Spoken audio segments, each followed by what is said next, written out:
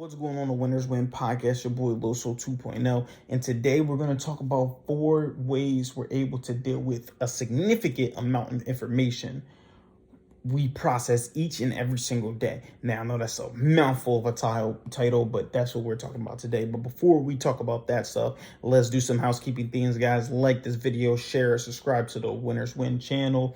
If you listen to any type of podcast platform, leave a 5-star review and leave a review below so I can figure out how I can better serve you. Now, like I said, there's 4 ways to deal with a significant amount of information we process each day. So let's first start off with saying this.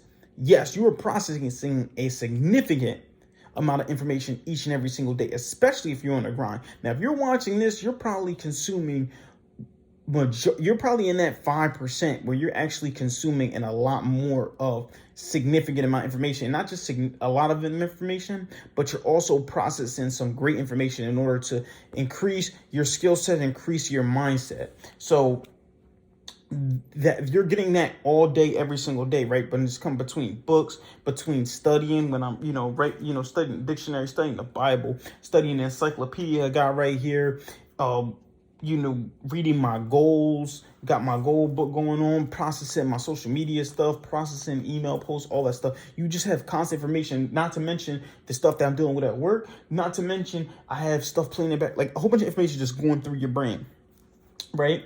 So there's certain ways to process all this information that's coming through there, right? You have to, and our brain does these things with the information when we're processing it, right? The first one, right, is we look for a difference, okay? You're looking for what makes one piece of information different from the other in order to make it more significant. And let me tell you this why, because if we see it, I said this why, but if we see information is all the same information, it's just boring to us. And if it's boring, it's routine. If it's routine, a lot of times we don't want to do it anymore. And that's for the typical person, right? That's why so many people aren't successful. It's the matter of they have to can you sit there and keep doing the same thing each and every single day and then get results slowly, but don't even notice the results slowly? But that's when the gratitude comes in. But anyway, our minds looks for the differences. What separates one piece of action or one piece of information from the next piece of information? That's what our mind is constantly searching for, right? If I put 2 phones next to me, like this one and my wife's phone, my mind is going to naturally look for the differences in the phone, such as her phone is bigger, my phone is black, her phone is gold, my phone is newer, her phone is older. A little shout out, I'm just playing. I got the 14 Pro, she got the 13 Pro Max, both good phones, but it looks for the differences. The second thing that your mind looks for is causation. Our mind wants to figure out why something the way it is. Now, this is extremely important because even when we're doing coaching, right? When you're coaching somebody, and I do coaching all day, every day, coaching in these videos. I'm coaching in my 2.0 challenge once a week that you can join for free. I'm coaching in the school for, high school team. I'm coaching at work. I'm coaching people how to sell and how to plan their day out or do things like that, right?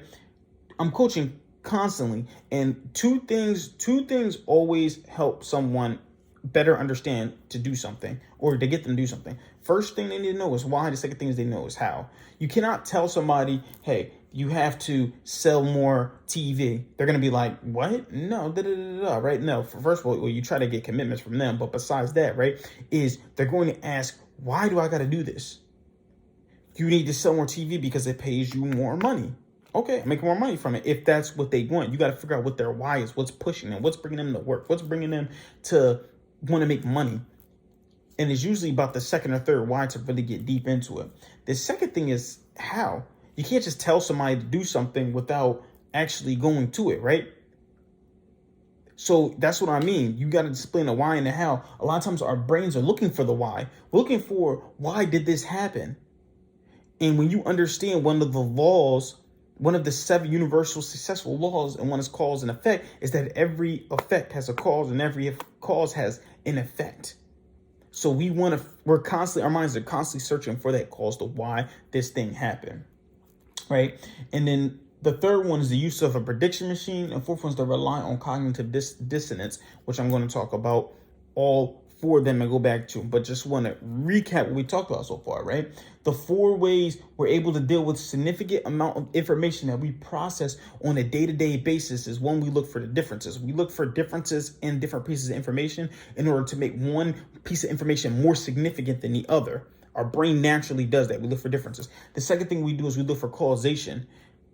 Whenever you're coaching someone, a big thing to tell them is the why and the how behind everything. Because the law of cause and effect, we know every cause has an effect. Every effect has a cause that then made that effect. So our brain is constantly searching for that stuff, one of those universal laws, 7 universal laws. The next one is the use of our prediction machine, right? We're trying to predict the future based off of that stuff. And I'm going to put that more in detail, as you keep watching this video, or watch the full video on YouTube. Fourth is we rely on cognitive dissonance, which that one I'm a little bit confused with. I'm going to explain that a little bit more in detail later on in the episode. So like I said, use of our prediction machine, we like to predict the future. We like to say, okay, this is happening. We like to see patterns in stuff, right? So if I see patterns and constant patterns, I'm going to look and see, okay, cool. If this happened, this happened, then this is most likely to happen. Our brain is naturally searching for that similarities. As much as they're looking for differences, they're looking for similarities and patterns and trying to predict the future. If I say, okay, cool, past 3 months show this person is good at selling,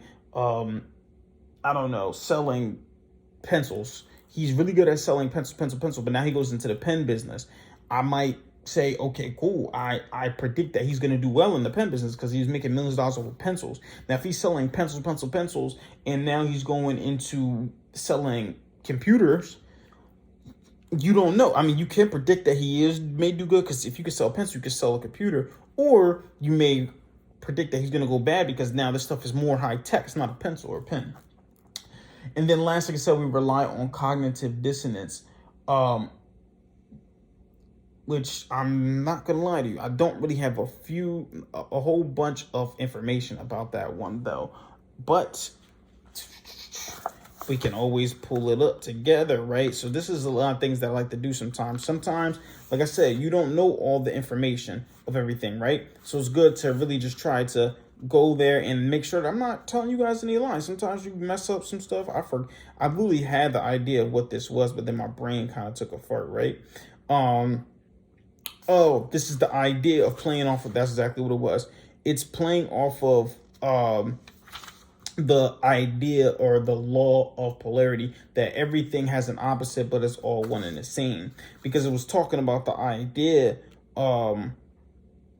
that, it was showing 3 different presidents. You hate one, you love one, and do this and that and the third, but they're all the same thing, right? So, they're all the same. Okay, cool. So cognitive just the same thing. It's kind of like a little prediction. You kind of making something up based off of it. That's crazy. I just studied right in the middle of the episode. That's how authentic I am with you guys, right? I had the details, had my notes, but my notes didn't really go into detail as much as that, though. But what I'm reading is this. My 8th book of the year so far, All Marketers Are Liars. Crosses out and says Tell Stories by Seth Godin. But that's really all I have for you guys today. I want you guys to comment below. What's your favorite way that our brain processes information? I want you guys to like this video, share, subscribe to the channel. If you listen to any type of podcast platform, leave a 5-star review and leave a review so I can figure out how I can better serve you. I want you guys to keep killing the day. Remember, winners win, losers lose, and you pray for success like this. 2.0 out.